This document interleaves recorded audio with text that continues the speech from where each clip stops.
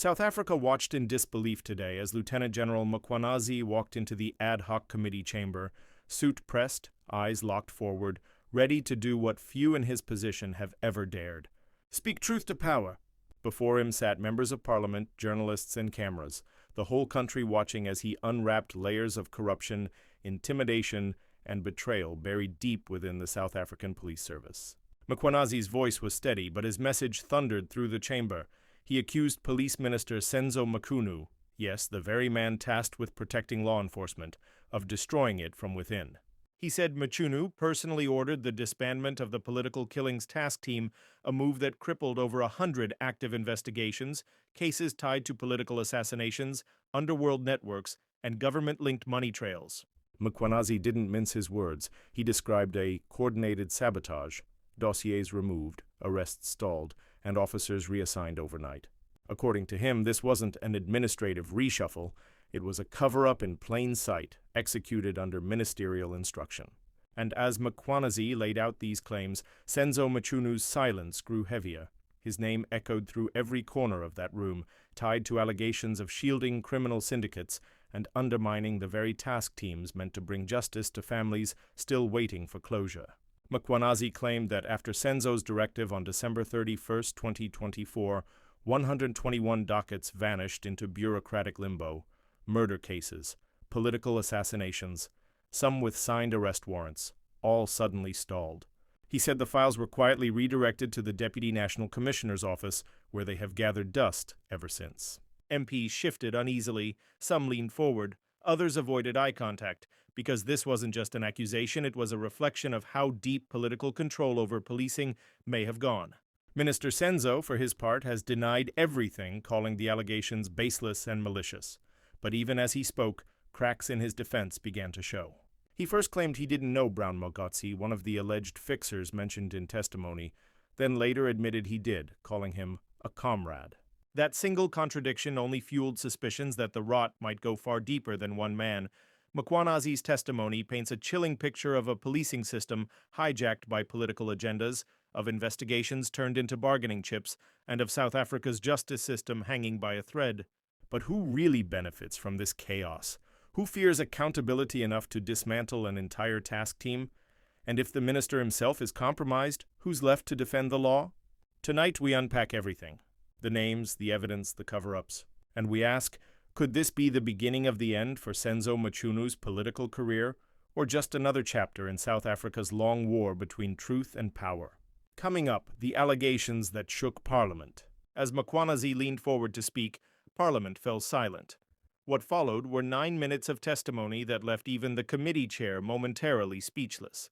He began by describing how official police chains of command were bypassed and how decisions that should have gone through SAP's headquarters were suddenly being made by political instructions. He revealed a directive letter dated 31st December 2024, allegedly signed under the authority of Minister Senzo, ordering the immediate disbandment of the Political Killings Task Team, PKTT.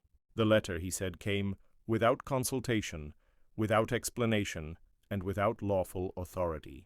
According to Mkwhanazi, this single order paralyzed more than 100 investigations, many linked to political assassinations and tender-linked murders across KwaZulu-Natal and Mpumalanga. Among them, the high-profile killing of a councillor in Pietermaritzburg, the execution-style murder of a whistleblower in Umzimkhulu, and several unsolved cases in eThekwini. He said investigators were ready to make arrest, but once the order came through, those dockets were suddenly moved to the office of Deputy National Commissioner Shadrack Sibia. From that moment, he told Parliament, the silence was deafening. No follow-ups, no briefings, no arrests. Mkwhanazi described a pattern of interference where political pressure dictated policing. He named businessmen and intermediaries, among them Brown Mogotsi, a known political connector with deep links inside both the ANC and private security networks. Mkwhanazi claimed that Mogotsi and another businessman, Vusimuzi Matlala, acted as middlemen between political figures and police commanders, influencing who got arrested, who didn't, and which cases disappeared. He said these men enjoyed direct access to ministerial offices, and were often seen at police compounds where they had no official business. Then came the shocker. Mkwhanazi told the committee he has WhatsApp messages linking ministerial aides to these individuals' messages that instructed senior officers to hold off on operations until further notice. He promised to hand over these messages to both Parliament and the Madlanga Commission, saying, quote, "This is not gossip, this is evidence of infiltration of a system captured from the inside." But he didn't stop there. Mkwhanazi dropped another revelation, the manipulation of case dockets. He said several investigators were pressured to rewrite case notes or remove key suspects' names, often under threat of reassignment. He told the committee, "Some of our best investigators have been intimidated, transferred, or silenced. The criminals don't fear the police anymore because the police themselves are being controlled." As the room grew tense, committee members demanded specifics. Mkwhanazi responded calmly, producing a list of 121 dockets, each marked with a reference number, case name, and status, all marked pending transfer or on hold. The document, now part of the committee's official record, could become the smoking gun that determines whether Mchunu survives this storm. Mkwhanazi also accused certain senior officers in National Command of being complicit, of taking political orders disguised as policy directives. He refused to name them publicly, citing safety concerns, but promised full disclosure under protected session. And then came the emotional moment that shook the chamber. Mkwhanazi paused, removed his glasses, and said, "We swore to protect the Republic, not to protect politicians. I'm not here to destroy anyone, I'm here to defend the truth." In that moment, the committee room erupted in mixed reactions, some MPs clapping quietly, others shaking their heads in disbelief. The message was clear. This wasn't about politics anymore. This was about the soul of the South African Police Service. Now the big question remained, how credible is this evidence? Are Mkwhanazi's documents solid proof of political interference, or are they fragments of a deeper internal war inside SAPS? Coming up next, we break down the evidence line by line, and why some insiders believe Minister Senzo's entire career may now hang by a single document.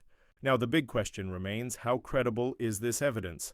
Are Mkwhanazi's documents solid proof of political interference, or are they fragments of a deeper internal war inside SAPS? And what will the ANC do if their own minister is found complicit in cover-ups? Stay with me, the fallout might be bigger than anyone expects. The aftermath. The morning after Mkwhanazi's testimony, South Africa woke up divided but awakened. Headlines filled every newsstand, radio talk shows buzzed with disbelief. And for the first time in years, ordinary citizens were speaking openly about corruption inside SAPS. Outside the union buildings, a small crowd gathered with placards reading, "We stand with the truth.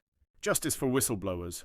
And one that stood out, "If Mkwhanazi is lying, let the evidence speak." Inside Parliament, the ad hoc committee confirmed it would summon both Mkwhanazi and Senzo again, this time under cross-examination. The stakes couldn't be higher. If the evidence holds up, it could trigger a full judicial inquiry into political interference in policing and possibly the resignation of a sitting minister. But beyond the headlines lies a deeper truth. Mkwhanazi didn't just expose a man, he exposed a system where loyalty often matters more than justice, where silence is rewarded, and where truth comes at the cost of your career or even your life. Political insiders are already whispering that this might not end with Minister Senzo, that what started as one man's testimony could unravel a network stretching across government, police, and business. And for those who've watched corruption stories come and go, this one feels different. Minister Senzo, meanwhile, remains defiant. His spokesperson told reporters, "The minister will clear his name. South Africans should not rush to judgment." But with every passing hour, the court of public opinion grows louder and less forgiving. So where does this leave us? On one hand, a decorated general risks everything for transparency. On the other, a seasoned politician fighting to preserve his reputation. And in between, a nation desperate for accountability. Whatever side you're on, one thing is clear: today's testimony will be remembered as a turning point. The question is, will it lead to change, or just another chapter in South Africa's long story of unanswered truths? Leave your thoughts below. Do you believe Mkwhanazi's evidence will finally shake the system? Or will this all disappear once the headlines fade? Don't forget to subscribe for deeper investigations and real-time updates on the ad hoc committee hearings. Because this is far from over. This has been your inside look into the testimony that shook the nation. I'm Skybridge, and this is Senzo Mchunu Exposed. Until next time, keep watching, keep questioning, and never stop demanding the truth. Bye.